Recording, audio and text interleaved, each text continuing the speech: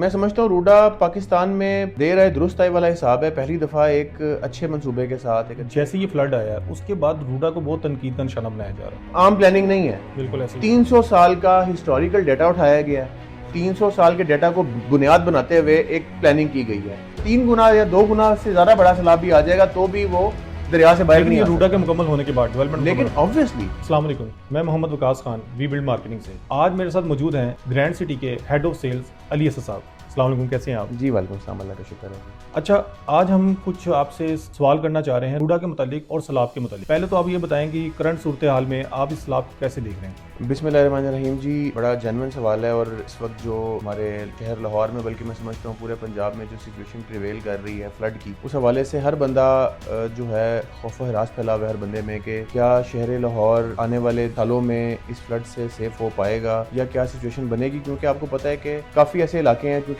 ये सैलाब जो है वो 38 साल के अरसे के बाद लाहौर का रुख किया है इसने। क्योंकि इंडिया दरिया रावी के ऊपर बंद बांध चुका है, पीछे उसने रिजर्वेयर्स क्रिएट कर ली हैं और पानी को रोक लिया गया था। और आज 38 साल के बाद जब एक्सेस वाटर इंडिया के पास आया तो इंडिया ने 2 दिन की वार्निंग जारी करते हुए इस पानी को जो है वो रिलीज कर दिया। और लाहौर शहर में, क्योंकि हमारे पास सैलाब को समेटने की या इसको रिजर्व करने की, स्टोर करने की कैपेसिटी अवेलेबल नहीं है, तो सैलाब ने तबाही मचाई हमारे शहर में। तो आप इसको रूडा को कैसे देखते हैं कि क्योंकि हमारे पास फ्लड को सेव करने के लिए, रोकने के लिए रूडा के अलावा कोई अथॉरिटी नहीं है? मैं समझता हूँ रूडा पाकिस्तान में देर आए दुरुस्त आए वाला हिसाब है। पहली दफ़ा एक अच्छे मंसूबे के साथ, एक अच्छे प्लान के साथ, ठोस प्लान के साथ लाहौर में आया है। और दरिया रावी के गिर्द एक नया शहर आबाद करने का एक प्लान है तो रूडा लेकर आया है। और रूडा के अलावा हमारे पास सैलाब से बचने का और कोई सोल्यूशन नहीं ऐसे ही है। क्योंकि रूडा का रिवर ट्रेनिंग वर्क जब तक वो मुकम्मल नहीं हो जाता तब तक जब भी इस दरिया में पानी आएगा, क्योंकि आपको पता है लाहौर की आबादी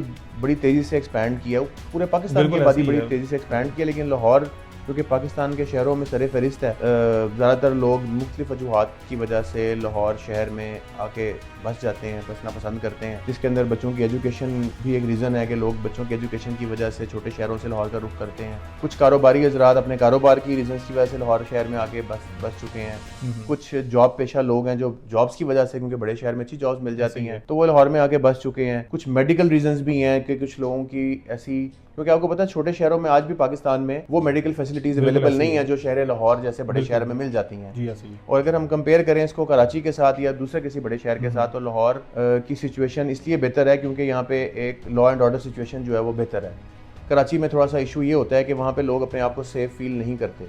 आपको पता है उसकी मल्टीपल रीजंस हैं। हमारा टॉपिक से हम डाइवर्ट हो जाएंगे, टॉपिक से हम डाइवर्ट हो जाएंगे। तो अली भाई, एक सवाल मैं ये पूछना चाह रहा हूँ कि जैसे ये फ्लड आया उसके बाद रूडा को बहुत तनकीद का निशाना बनाया जा रहा है, तो उसकी क्या वजूहत है? अच्छा देखें, पता है होता क्या है, हमारे पाकिस्तान में एक ना रिवाज है कि जब भी कोई प्रॉब्लम बनती है ना तो इल्जाम दूसरे पर डाल दिया जाता है। मतलब अपनी गलती यहाँ पे कोई नहीं मानता। हालांकि देखा जाए तो रूडा के माजरे वजूद में आने से पहले मल्टीपल मैक्सिमम सोसाइटीज जो थी वो पहले से आबाद हो चुकी हुई थी। नाजायज तरीके से ज़मीनों पे कब्जा करके इलीगल एनओसीज या लीगल भी थे तो किसी नाजायज़ तरीके से उनको अप्रूव करवाया गया, और उन एनओसीज की बेस पे लोगों को वो ज़मीनें जो कि दरिया के बेड में आती थी, दरिया के अंदर आती थी, वो सेल कर दी गई और वहाँ पे लोगों के घर तक बनवा दिए गए, जो कि मैं समझता हूँ एक जुल्म अजीम है।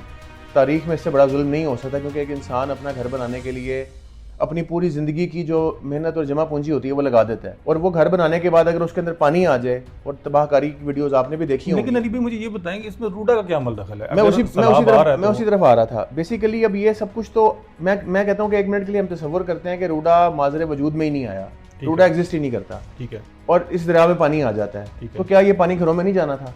बिल्कुल जाना था। तो रूडा का इससे ताल्लुक ही नहीं है।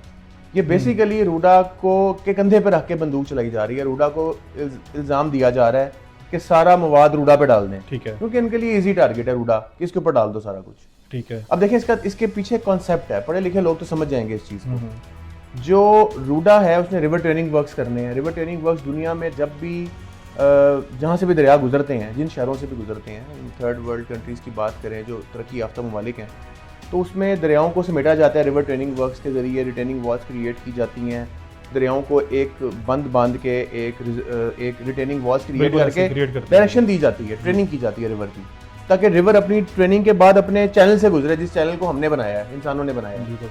रूडा वही काम लाहौर शहर के लिए, और लाहौर की पाकिस्तान की तारीख में पहली दफ़ा इतना बड़ा रिवर फ्रंट सिटी क्रिएट हो रहा है और ये दुनिया का सबसे बड़ा रिवर फ्रंट सिटी है। बिल्कुल। लेकिन जब तक रूडा अपने इस रिवर ट्रेनिंग वर्क को मुकम्मल नहीं कर लेता, उस दौरान जो भी सैलाब आएगा उससे हमारी आबादियां जो है खतरे में रहेंगी। ठीक है, ये एक लॉजिकल बात है। ठीक है। जब तक आपकी रिटेनिंग वॉल्स बन नहीं जाती तो पानी आएगा तो वो आबादी का रुख करेगा। अच्छा, अब रूडा ने अपने काम का आगाज अभी किया है, उसकी एक टाइमलाइन है। देखिए 5 मरले के घर भी हम बनाते हैं ना तो उसमें भी 1 साल लग जाता है। बिल्कुल लग जाता है। तो इतना बड़ा प्रोजेक्ट जिसमें 46 किलोमीटर का दुनिया का सबसे बड़ा रिवर फ्रंट है, उसको मुकम्मल होने में, उस प्रोजेक्ट को मुकम्मल होने में इट टेक्स टाइम।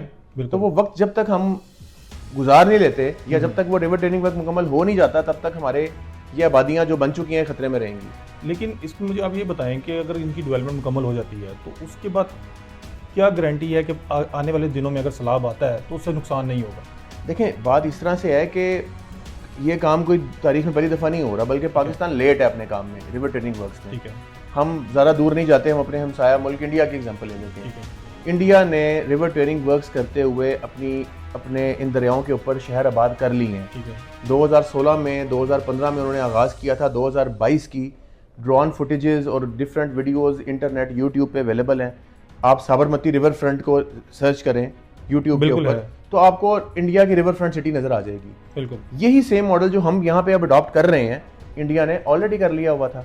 और इंडिया ने उस दरिया को समेट कर 1 किलोमीटर चौड़ाई के अंदर बांध के और उसके इर्द गिर्द पूरा शहर आबाद कर दिया। वही सेम काम हम करने जा रहे हैं।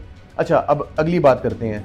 रूडा ने जो अपनी प्लानिंग की है वो कोई आम प्लानिंग नहीं है। बिल्कुल ऐसी 300 साल का हिस्टोरिकल डाटा उठाया गया है। 300 साल के डाटा को बुनियाद बनाते हुए एक प्लानिंग की गई है।